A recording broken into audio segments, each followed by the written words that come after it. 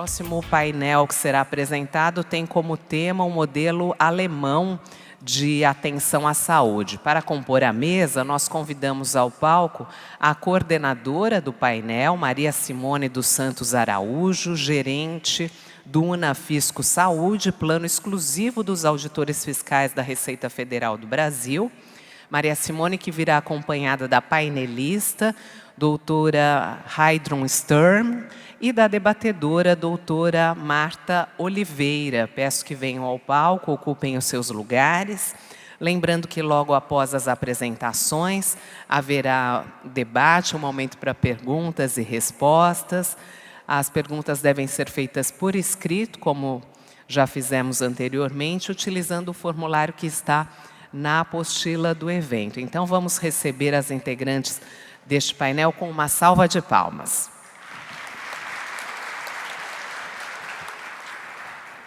Agora, com a palavra, a coordenadora Maria Simone dos Santos Araújo. Um bom trabalho. Bom dia a todos. Eu quero dizer para vocês, antes de iniciar as atividades, que para mim estar aqui coordenando essa mesa e esse painel é uma aventura. Então, quero que vocês se solidarizem comigo e, se eu cometer alguma gafe, relevem. Sendo esse o sexto e o último painel de modelo de atenção à saúde estrangeiro, mas não tão estranho, porque a gente acha algumas similaridades, né? Nós esperamos, sinceramente, que fortaleçamos a UNIDAS, que vem se empenhando e dando todos os esforços para traduzir todo esse encontro, esse evento, em uma construção de uma nova realidade consensada entre nós. Que nós estejamos unidos e fortalecidos. E que nós possamos também, com a nossa união, influenciar os nossos governantes para a busca de um modelo justo e autossustentável. Bom, assim como eu, todos devem estar curiosos para ouvir a realidade que a doutora Heidi, né, para os íntimos é Heidi, vai nos trazer sobre o modelo de atenção à saúde na Alemanha. Doutora, a palavra é sua. Guten Morgen zusammen. Ich bin sehr froh, dass ich hier bin. So I thought I would say hello in German because I'm not able to speak Portuguese. And I'm very, very pleased that I can be here and present the German healthcare system. So yet another system you have to be confronted with in these 2 days. I think they have been very, very informative, these sessions, and I want to thank UNIDAS and all the organizing committee for the invitation. I think it's also for me as a German healthcare researcher has been a very, very interesting session. So let's start. I would like to try to present the organization of the German healthcare system, and first show you some impressions about the country I'm coming from. Yesterday, my colleague from Belgium already showed the map of Belgium, which is one of our neighboring countries on the west. Then here I wanted to show some impressions of our country. On the far up right, it's our capital, Berlin, with the Brandenburger Tor. And then we have the big harbor, one of the biggest in Europe, in Hamburg, which is also a very impressive city. Then Munich, which is close to the Alps, and on nice weather you can even see the Alps with the snow from the middle of the city. And then I come also from the south, close to the Black Forest, which is a little university town called Tübingen, and we have one of the oldest medical faculties in Germany, which dates back to the 1600s even. So, having said that, I would like to just briefly outline a couple numbers. So we have about 82 million inhabitants, which is less than half of the number of inhabitants of Brazil. And we are, of course, much, much smaller than Brazil. So we have a fairly dense, densely populated country, although still we have areas which are better or less well developed. In recent years, we have been spending about 11.6% of our GDP for health, and so we are amongst these countries who are spending most. And of course, it's also in terms of real money. We spend really, we are on the very expensive side. So let me show you how the system works. We are like the Belgium system. We have seen yesterday, we are also Bismarckian system. Oh, I'm sorry, whoops. So, as Bismarck was German, so of course we have a Bismarckian system which has been adapted over time, but the original system really dates back to the time of the end of the 19th century, where then the social security system was introduced. With it, the social health insurance as the first part, and then there were other social insurances part of that insurance system. And they were all introduced before the before the end of the 19th century, and then between the wars, unemployment insurance was added. And then very recently, only like 10 years ago, the long-term insurance was added as the last part of the social insurance system. And basically, our system is also split in two parts. We have the social insurance system with the sickness funds, which cover about 90% of the population, representing here the green bar. And 10% of our population is only privately insured.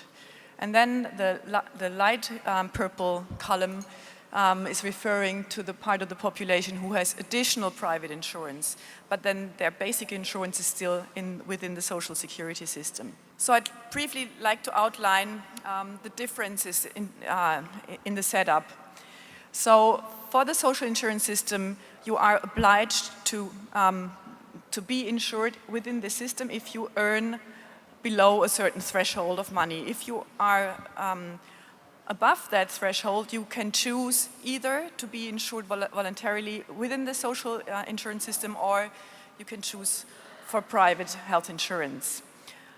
The social system, the premiums are based on solidarity. So everybody pays according to the capacities. So it's part of the income, which is the premium. Whereas on the other side, private health insurance is based on risk. So you pay depending on your age, gender, and pre-existing conditions. That's one of the fundamental differences. Another one would be also that how the money flow is. In the social security system, patients go to the doctor and they get treated, and the money flow is just between the insurance and the provider.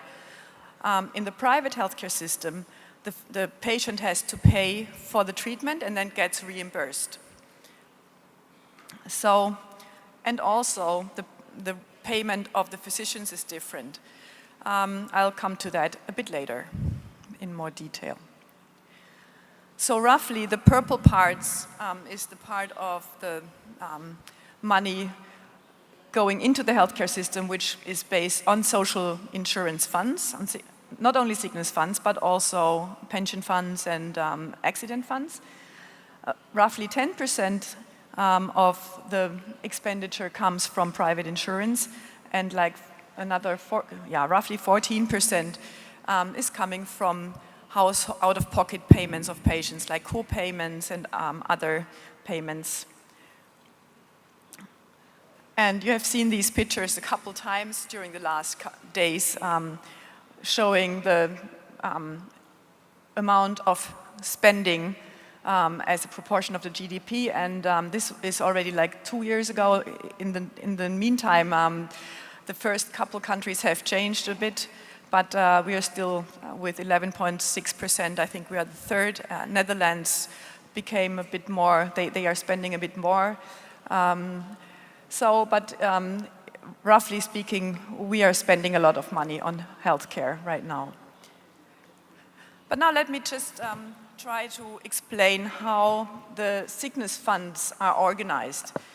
So initially, when the system was created, those funds were based on either the employer or the community where you worked in. And it was thought to provide health care for everybody in the country.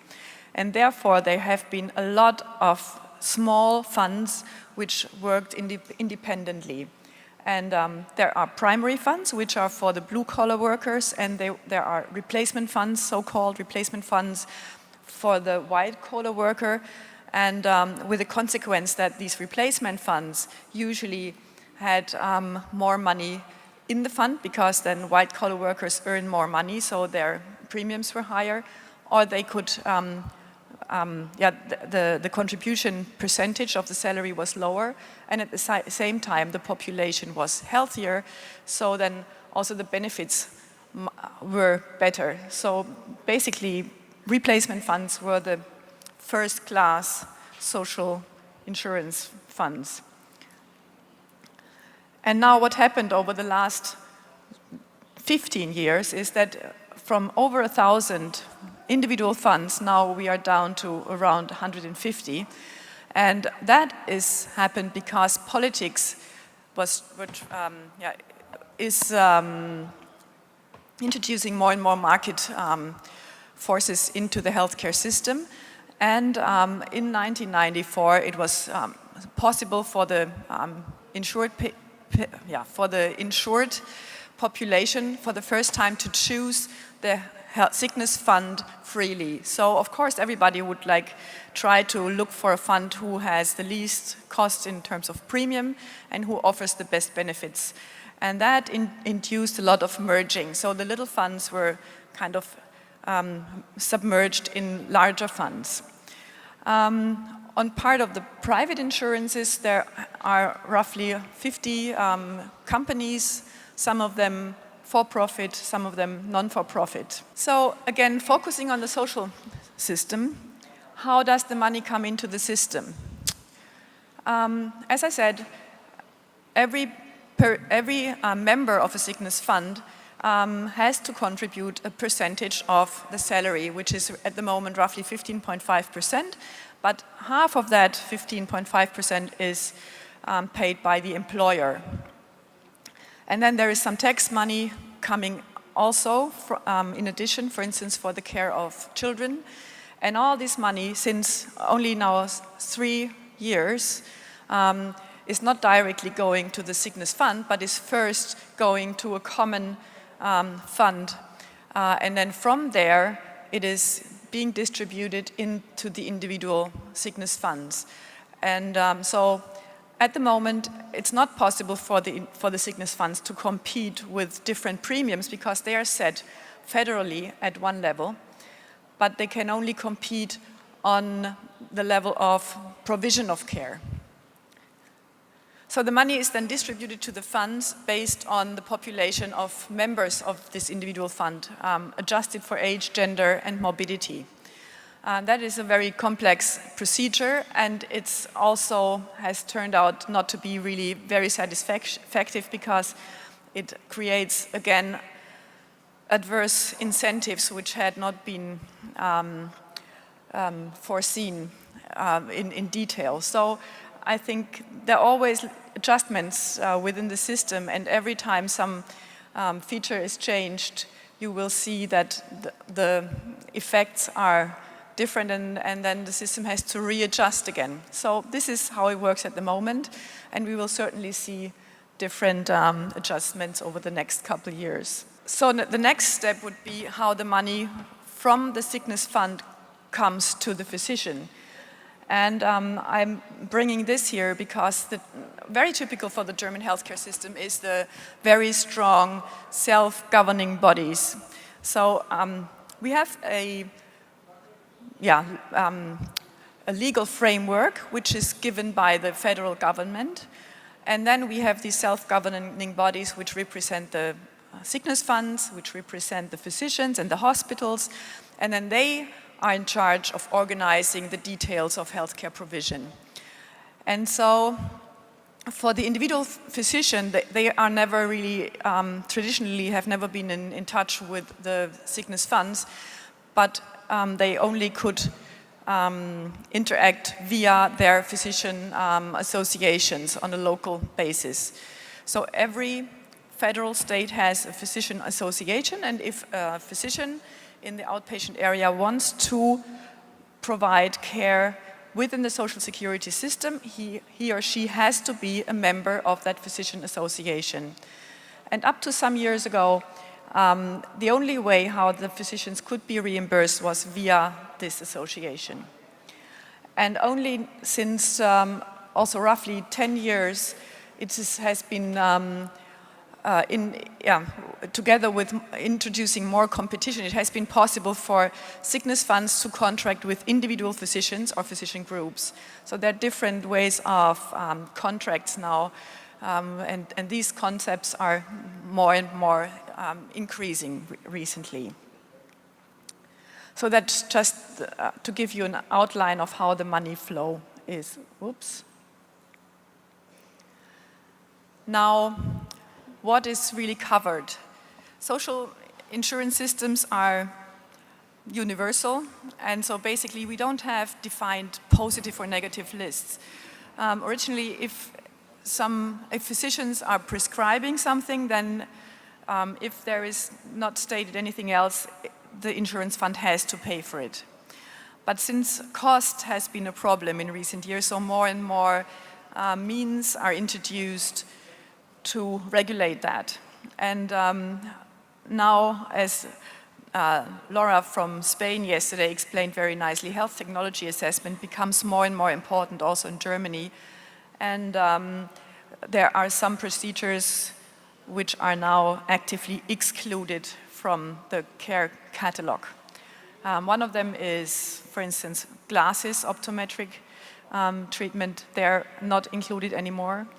Dental care has been covered 100% up to I think 15 or 20 years ago, and now it has been reduced.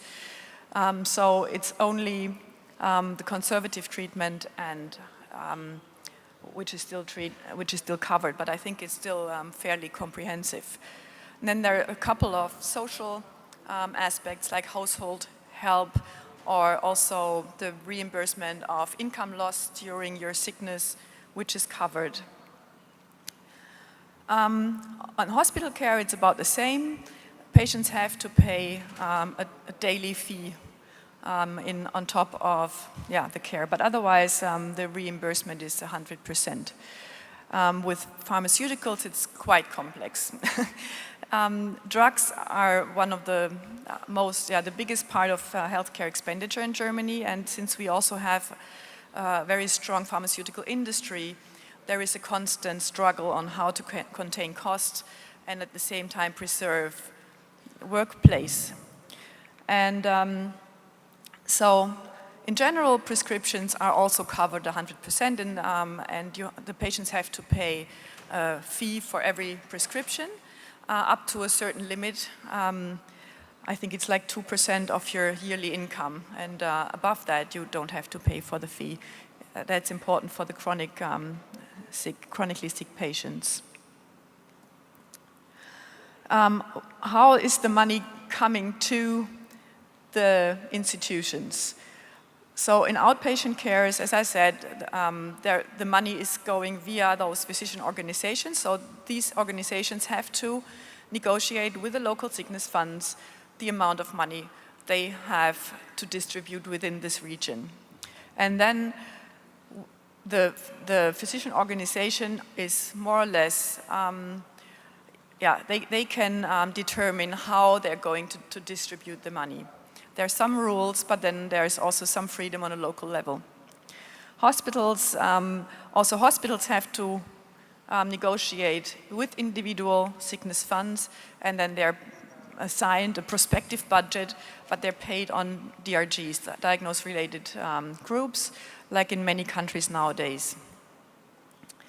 And for the pharmaceuticals, just in 2012, a new legislation was, no, in 2011, a new legislation was introduced, which is now forcing the industry to provide evidence for excessive utility,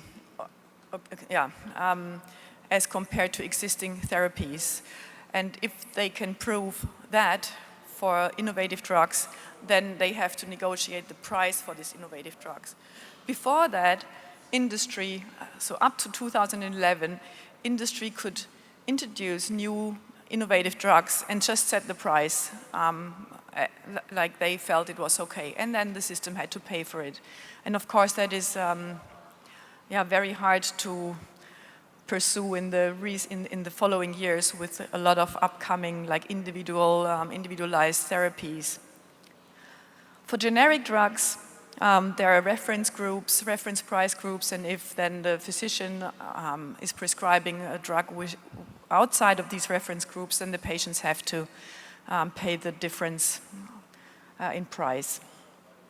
And a new instrument, also since 2007, is that the industry can now negotiate with health insurances the rebates on certain generic drugs. So for instance, health insurance A says, well, for this hypertensive drug, we want you, producers of those drugs, to give us a good offer, and the one with the best price will be our exclusive deliverer. So this policy put a lot of pressure on the generic pharmaceutical industry because the prices went down, and I think, it saved the system a lot of money at the same time. Just a couple thoughts about how the expenditures are modulated and who is playing a role in that system. When we start at the bottom, then of course the patients are the ones who ask for health care. And the physicians and the pharmacists are delivering care, they're prescribing and selling. So of course they have some modulating power. But then on a more system level, it's the physician associations on the one hand and the hospital associations who negotiate prices with the sickness funds. And also then the sickness funds now in recent years who negotiate prices with the industry. So that's one way. And then even further up now, we have since only roughly 10 years, we have this IQVIC Institute, the Health Technology Assessment Institution, established, which works a bit like NICE in England. And they provide the evidence on effectiveness and cost effectiveness. And then the very top, it's like the common organization of hospital physicians and sickness funds representatives, and they then have to rule which of the procedures they are covering within the social security system. So this is basically the pyramid of how we can play with or modulate expenditure overall. But the question is, are we effective? How effective are we in comparison to other nations? And I was trying to put this together just in Germany compared to average OECD values. And you can see that we spend more. We have a higher number of physician visits, we have higher density of hospital beds and physicians in the outpatient care. And yet, are we better off? How are the outcomes? And if we look at the life expectancy, it's not really that much better in Germany as compared to the OECD average. So this was also reflected in the WHO World Health Report from 2000, where Germany ranked 25th in terms of performance, but we ranked 3rd in terms of spending. So it seems like we have also some work to do in Germany. Now, Some aspects on our situation in terms of demography. We have been talking about that, or we heard about that a couple times over the last days, and I think most of the Western countries are confronted with aging populations. So life expectancy in Germany, I just put this slide because I thought it's interesting to see that even within our small country, there's still some variation of life expectancy. And then what is a real problem to Germany is the low fertility rate. So we are almost champion in terms of low birth rates. If you compare it to Brazil or also the Scandinavian countries, they're doing much better in that because especially in Sweden and Norway, they're providing much more family-oriented policies. So I think, there is also some way to go in Germany here to avoid serious problems within the social system. And that, of course, causes this double aging. A couple years ago, in the 50s, we had a population pyramid which looked like a Christmas tree, and that was how it looked like before I left Germany last week. Now we have the typical picture, and in 2050 we will have more population which looks more like a column than like a